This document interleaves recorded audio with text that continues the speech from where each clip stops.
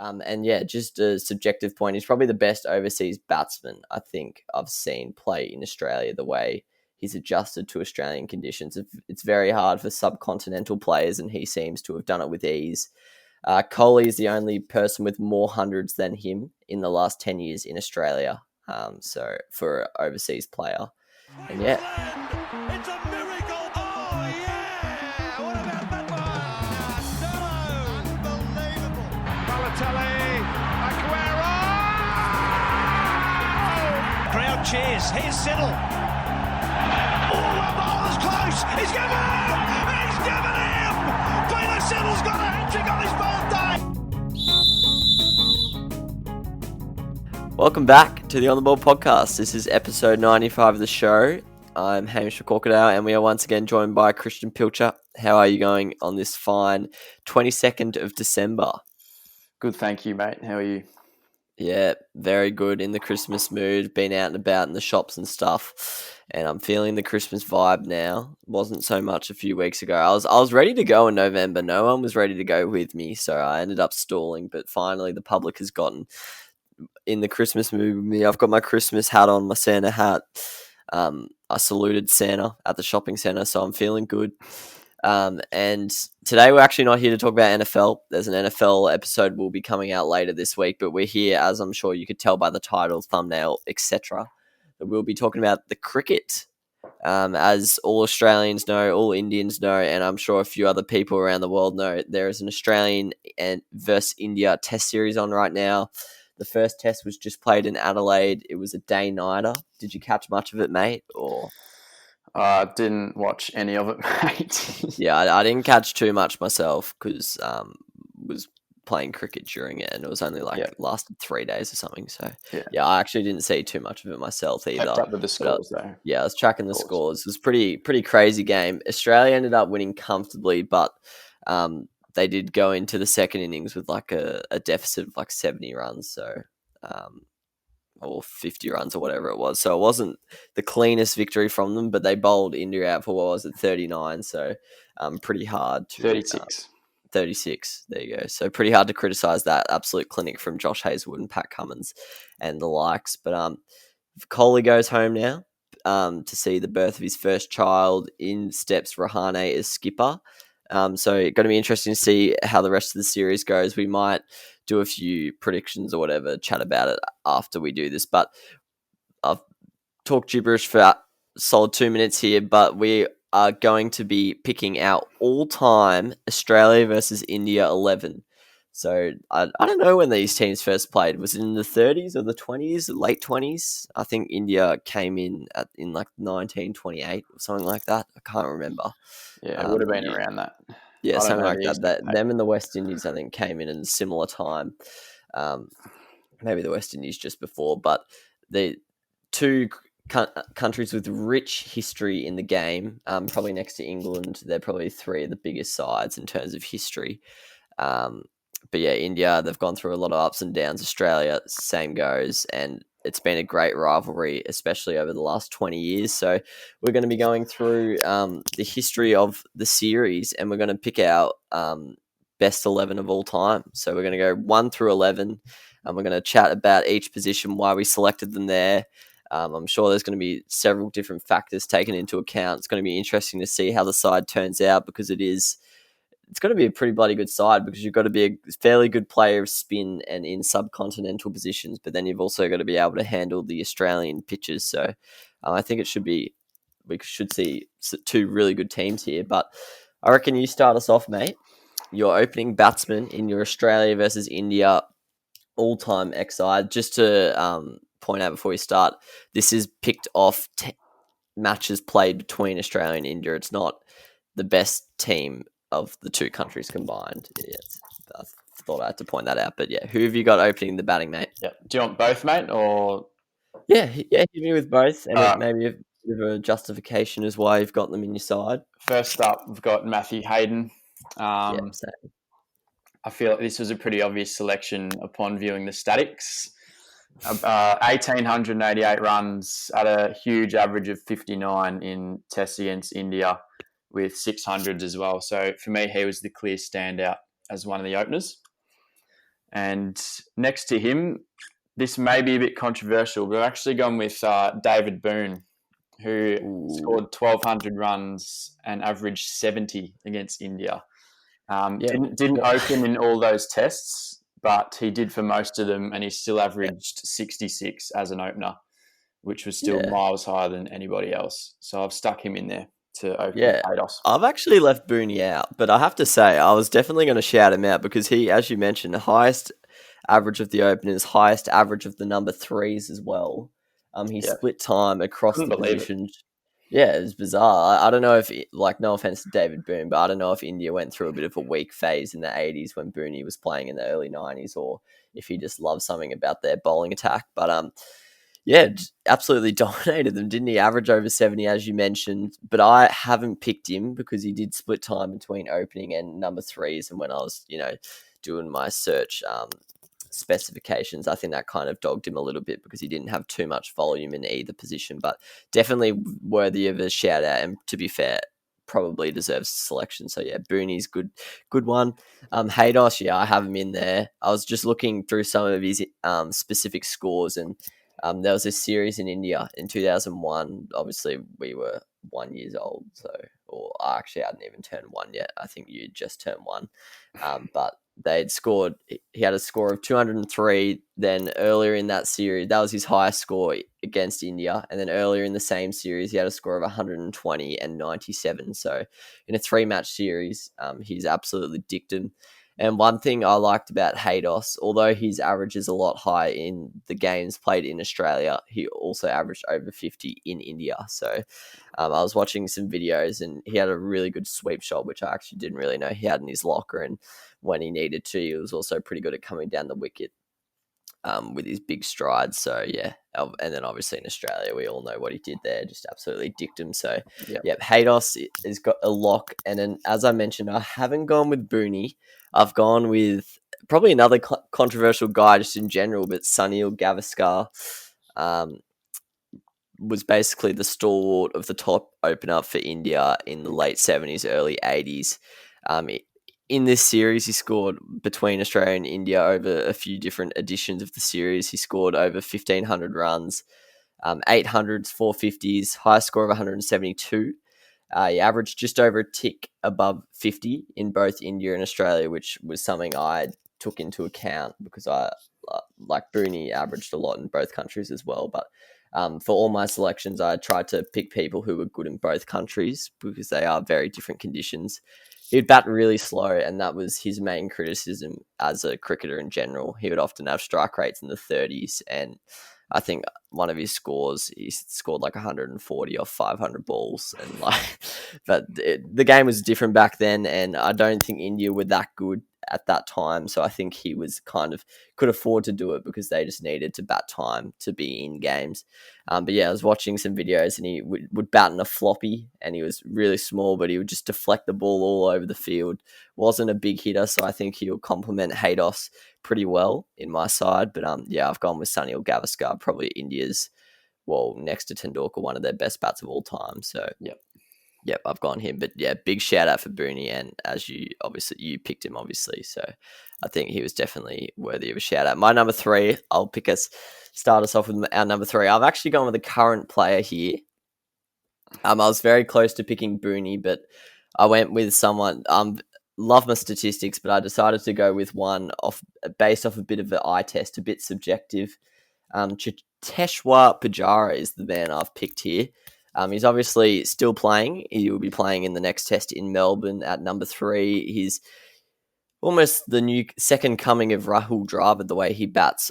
Very, very slow, very solid. And I can't lie, I think he's unfairly copped a lot of criticism because I don't think he actually even bats that slow when we're talking about blokes like Gavaskar who legit just blatantly bat for their average. But I think he's just a brilliant bat. I think more people need to bat like him nowadays.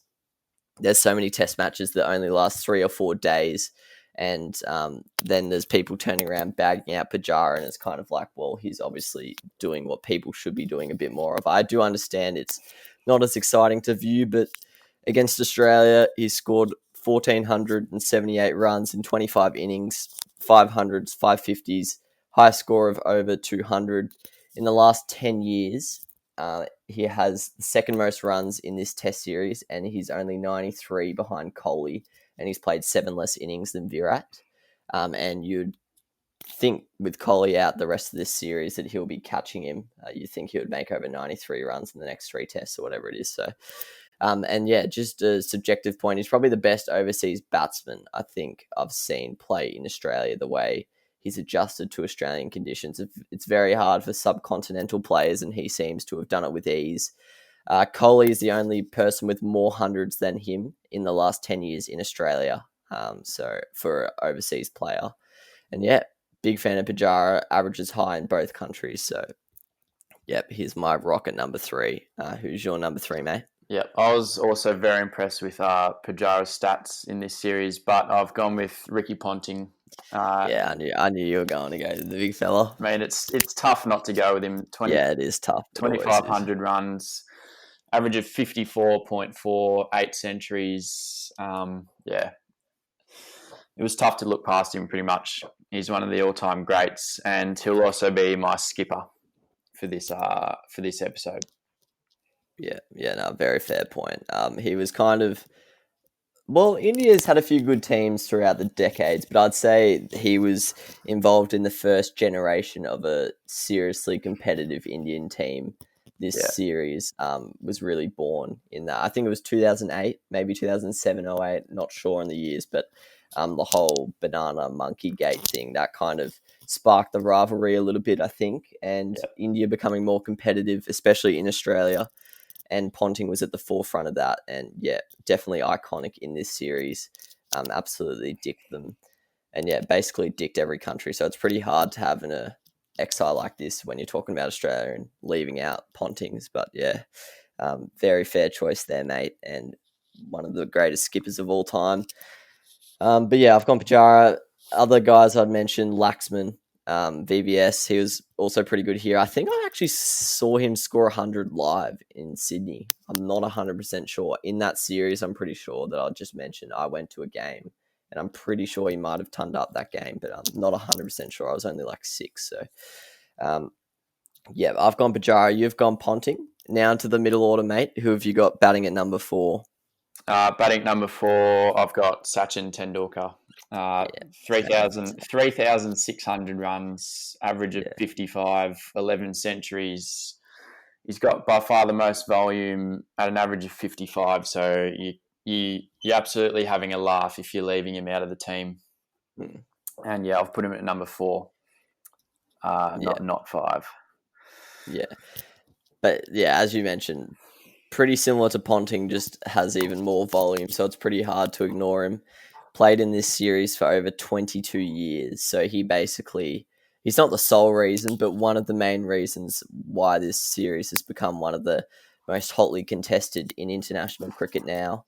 He was part of that superb middle order. Him, Dravid, Laxman, Australia struggled even in Australia to get those guys out. And yeah, absolutely killed them. He scored more runs than anyone else in this series over nearly 100 years of history. So that's pretty incredible. And yeah, average similar in Australia and India, which is very hard to come by in modern cricket. So yeah, really hard to leave out. Here's my number 4 as well. Good pick there, Sachin Tendulkar. Number 5, I've gone... I don't know if this is controversial. I think this was probably the hardest spot in the team, especially in the batting terms. I think the bowlers was tough as well, but this was a tough one for me. I've gone with Clarkey, though. Played in this series between 2004 and 2014. He scored over 2,000 runs from 39 innings at an average of 55.37. Very dominant, and I do have to admit, most his runs came in Australia with that famous summer which included that 329 not out, where he just basically couldn't get out, and it was arguably the most dominant summer any cricketer has ever had. He was just absolutely making runs for fun there. However, he did average over 40. He averaged 42.26 in India, which is lower than what you would want in an all-time XI, but for me, the main competitor for this spot was Stephen Smith, and he averaged 36 in India. So that's what made me pick Clarkey just over Smith. But yeah, it was very tough. And also shout out to this guy called Gendapa Viswanath, who also, I've never heard of the bloke. I think he played in the 70s, also had great stats. But yeah, who have you got at number 5? Yeah, as you just mentioned, his record was very one-sided in Australia. Yeah. I've gone with Steve Smith.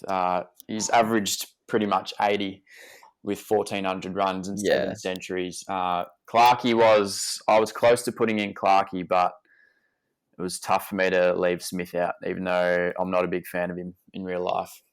But I thought he deserved a place.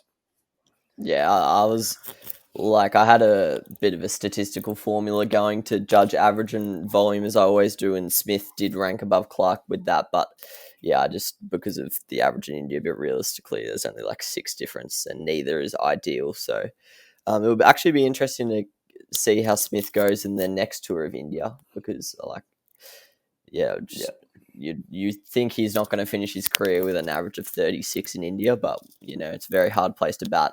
But 2 great players of spin. Also bowl a bit of part-time spin, both of them. I think Clarkey took like 6 for against India one day on day 5, bowled Australia to victory. Very famous bowling innings. Oh, he might have taken just 5. I don't know. It was something ridiculous though. I should remember, because that's actually a pretty iconic moment in Australian cricket. Loved Clarkey as a bowler. And then Smithy came into the side as a leggy. So both offer a bit of part-time relief, let's say, on the Indian decks, and maybe in Australia as well. But 2 absolute superstars with the bat, both probably fair selections, I'd say. And then I don't know how you've done it, but I've gone with my trusty structure of an all-rounder at number 6. I can't lie, there wasn't really any screaming off the paper at me. I don't think there was too many all-rounders that have dominated this series over time, but I went with Bob Simpson. Played in the 60s and 70s, retired, and then came back in the late 70s. Bowled leg spin, batted all over the order. Actually opened quite a bit. He was almost in consideration for my opening spot, but he also batted a little bit at 5 and 6, so that's made him eligible for this spot, in my opinion. He averaged over 50 with the bat against India, just under 50 in India, and just over 50 in Australia. So both very, very respectable stuff there. Bowling average of under 30 with 23 wickets in 11 matches. He didn't bowl that much, but when we've got the bowlers we've got to come, I'm happy to have someone who's more of a batting all-rounder at number 6. And he averaged under 30 with the ball in both countries, which was actually pretty impressive, as spinners tend to struggle in Australia. So I've gone with Bob Simpson for a little bit of leg spin action. But realistically, if I take prime Clarkey, he could have been my 5th bowling option, but I wanted to go a genuine one in there. How have you gone with your selection structure, mate? Have you got an all-rounder at 6, or have you picked a batsman? No, I have gone with an all-rounder. I'd said I was going to put Clark at 5. I was actually going to put him at 6 and just have him bowl some part-timers, but I have gone with a proper all-rounder, a bowling all-rounder. But Kapil Dev only averaged 26 with the bat in Australia, but he just had that match-winning X factor, sort of like a Ben Stokes, but probably not quite as good at batting, that can win you matches off his own bat. And obviously, he was pretty much a good enough pace bowler to make the team for that alone. So I've stuck him in there at number 6. The top 5's already good enough, so I don't think it really matters that he wasn't as good a batsman as like Clarkey and stuff. Yeah. But 80 wickets at 25 with the nut as well. So Yeah, I've actually got him in my team as a bowler. But I was going to do that. Him. Yeah, I considered him at number 6. I was going to pick him at number 6 and pick 2 spinners, but I thought I'll go the all-rounder as a spinner. But very, very fair selection. I'll talk about him. I'll add more onto what you just mentioned when we'll talk about the bowlers. But very fair shout. Absolute legend of the game. Wicket keeper. Do you have a wicket keeper at number 7? I do. I was very surprised to see Gillies' batting record was absolutely shocking against I think India. Averaged 25 or something. Yeah. It was weird. But I've gone controversial again. I've gone with Syed, I think that's how you say it, Komani, with the keeper. Him and Dhoni are genuinely known as the best 2 keepers in India's history. And he actually averaged 36 with the bat against Australia, which is a lot better than his actual career average. So I've stuck him in over Dhoni, which is probably controversial, but add a little bit of spice. Yeah, I'll be honest, I've actually never heard of him, but he did definitely warrant consideration for me. A lot of the Indian keepers were quite good overall, but then if you look at the breakdown between their Oz and India difference, it's quite substantial. But I've had to ignore that here, and I've actually picked MS Dhoni, and he will also be my captain. He's captained the most games in the Border Gavaskar Trophy series. Just for some context, I think they only started calling it the Border Gavaskar Trophy in the early 90s, so that doesn't include everyone. But in that time, he had a win percentage of 61.53 as skipper, so that's why I picked him as captain. He played in this series between 2007 and 2014, obviously as the keeper batsman, 990 runs from 33 innings, averaging just over 35. He has a really bad average in Australia. It's like 19 or something, but an average of 57 in India. That's silly. Also has a really healthy dismissal per innings. I think he's the fifth best, has the fifth highest dismissal per innings on average out of all the keepers who've played at least 5 matches. So always pretty hard to statistically tell if someone's a good keeper, but I think that might be a decent way to tell. But yeah. Keeper was probably one of the weakest spots in the side, I have to say. That wasn't really anyone who was dominant, but I guess both those players, as you mentioned, were Indian keeping greats. Tim Payne, though, if he has a good summer here, he actually could step into this spot because he has a very good batting average against India. I think it's the second highest of all the keepers. So, yeah, we'll see. We'll see how the rest of his summer goes and if he plays India in any future series. Have you gone with 2 spinners here or just the one? Yep, so we talked about that dilemma. I've done Kapil Dev at 6, and then I've gone with 2 spinners. So at number 8, I've picked Jadeja, who couldn't believe his bowling average, 19.3 against Australia, 56 wickets, and a handy batsman and fielder as well. So I feel like he's a decent shout at number 8. I'm not sure about having. It depends where you're playing the games, obviously, for whether you have 2 spinners. That's what I was saying. It's pretty hard because, like, obviously, if you're in India, you definitely need 2 spinners. I was going to pick Jadeja, but I was worried I was slipping into a bit of an England trap where like 5 to 12 can all bat and bowl a little bit. So I've kind of gone like I've stuck with just pure spinners and pure batsmen, but Jadeja, he's a great utility to have. Perfect number 8. He was my second option as a spinner, so he'll be the one getting dropped if. Is he batting above the keeper or you keeping him at 8? No, I'm keeping him at 8. Yeah, that's a very good number 8 then as a batsman. So very, very good footy. Do you want to say your second spinner? And then I'll say mine. So I've gone with the King, Anil Kumble, 111 wickets, average of 30. We know he was just an absolute machine, bowled 75 over spells, just did not stop. But yeah, he's a legend of the game, and he's taken the most wickets in the history of the Border Gavaskar Trophy. Yeah, and he actually, like, I was looking at the spinners, they all struggle in Australia. Jadeja is like the only one with a decent average or like a really good average, but he hasn't bowled too much in Australia. So Kumble, I think he averaged just under 40, maybe 37 or something. But yeah, just the pure volume and his dominance in India, it was hard to not pick him one of the GOAT spinners in general terms. And yeah, he didn't turn it that much, but he was just so consistent and really smart the way he went about it. So hard not to pick him. But yeah, once again, similar to what you said about Gilchrist, Warney obviously very famously struggled against India and in India in particular. So he was left out, which is very rare. I don't know if there would be any other series in a team like this where he would be left out. He pretty much destroyed every other country he played, but really struggled against India. I think he was like last out in bowling average out of the people who took more than 40 wickets or something. So yeah, his average was like 47 or something. Yeah. So very interesting things you find out when you narrow it down to just their performance against one opposition. But yeah, I've got Kumble as my spinner. He was actually not the worst batsman. I don't know if I'll have him at 8 though. Yeah, I won't have him at 8 because I've got Kapil Dev as a pace bowler. So you could probably slot in at number 9. Then your quicks. Oh, also I would have had Jadeja if I'm going to India, I'm picking Jadeja and probably just picking a batsman at 6. But yeah, Jadeja's incredible record in India. Your pace bowlers, mate, though, who are you looking at here? Yeah, so Glenn McGrath was obvious for me. 51 wickets, average of 18. So he's gone in. And then I've also gone with... There are a few options here. This bloke only played 10 games because it was in the 40s and 50s. But Ray Limwall played 10 games, took 36 poles at an average of 20. Had one of the best averages going around in this particular series. So I've selected him. G. Mackenzie, quite stiff though.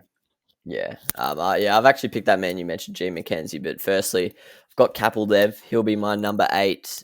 Pretty handy with a stick for a number 8. Just a very solid bowler. As you mentioned, similar to a Stokes, the statistics don't quite do him justice, I don't think.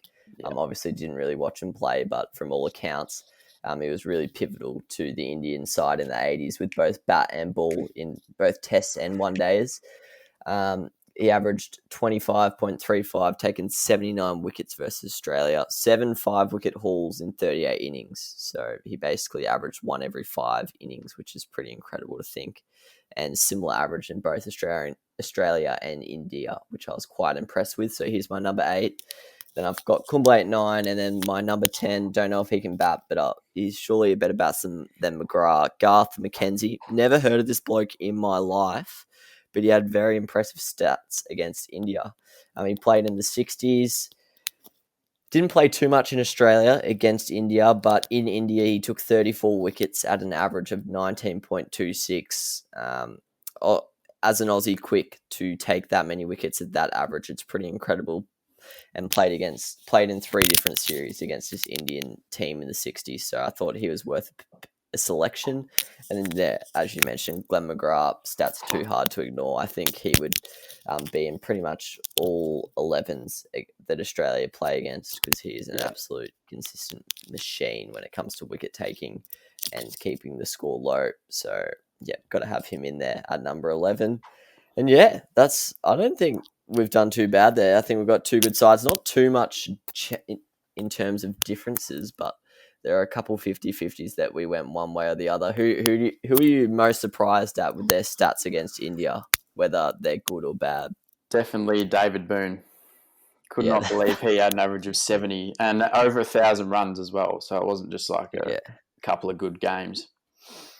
Yeah, that was actually pretty incredible. We talked about it a bit, but I was definitely shocked by Gilly and Warney. Like, I knew Warney... Gilly as well, yeah.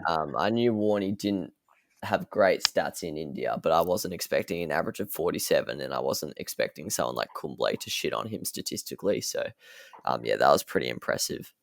There's definitely a few interesting selections in there. Murali VJ was another one. He actually had a very good average against Australia, which shocks me because I don't think very highly of him when I think of his career. But definitely looking forward to the rest of the series. There's a few blokes in our team still playing, and there might be a few enter the team based off the next few series. But moving forward, mate, we've got the Boxing Day test coming up. New Year's test might not be New Year's test with the COVID situation in Sydney. Do you have any insight? Do you reckon Australia will whitewash the series, or do you think India, even without Kohli, could bounce back and steal a game or 2? Yeah, without Kohli, I'm giving them no chance at all. Yeah, I can't lie.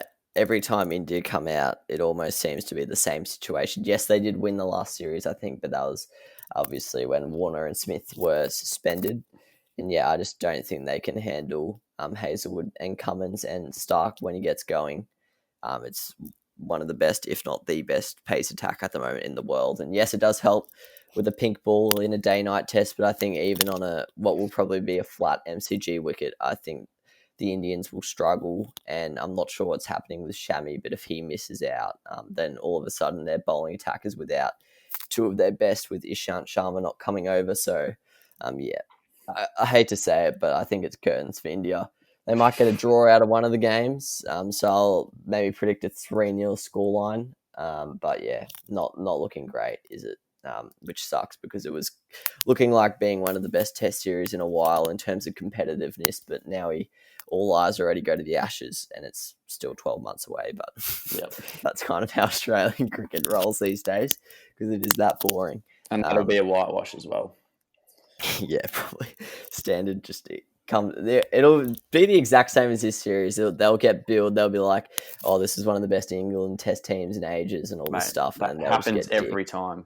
Yeah, every time. And they'll just, Jimmy Anderson will rock up day one, ball swings, absolutely no swing, and they'll just get dicked. But oh well. Hope maybe Jofra and Mark Wood will be going by then, be bowling 150, and it might be a different story. But yeah, won't get my hopes too high. But yeah, sorry, Indian fans out there, if you're listening, appreciate you getting to this point, but I don't have highest hopes for your side. Looking forward to Pujara and Rahane making some runs, hopefully. I like watching those two bat. So, and if Prithvi Shaw could get going, I think that could be very entertaining. And I think he could win a few fans over, as he does like to go at 200 strike rate. But mate, he had a nightmare of a test. Yeah, man. Apparently, Ponting just pointed out what was wrong with his technique, and then next ball he got out. Yeah, it was silly. Yeah, his gap between bat pad, but yeah, he's probably got to get his feet moving a little bit. But did you see the catch he dropped as well? No, absolute soda. Oh, really? Yeah, it's not looking great for him. He's probably going to have to lift if he wants to stay in that side. But yeah, Merry Christmas, mate. It's 3 days to go till the big day. Between now and then, we'll probably be recording one more potty, and then before we know it, it'll be 2021. But thanks as always for joining me. A bit of a shorter one today, but wanted to jump on this Test series as it is an enjoyable thing to talk about, and I thought this would be a fun way to chat about the history of the Australian-India Test rivalry. And yeah, I hope you enjoyed your research, mate, and I hope you enjoy picking your side, and I'm sure we'll do more cricket episodes in the future because we are both cricket nuffies. But yeah, Merry Christmas to all listening, Happy Holidays, and we'll see you next time.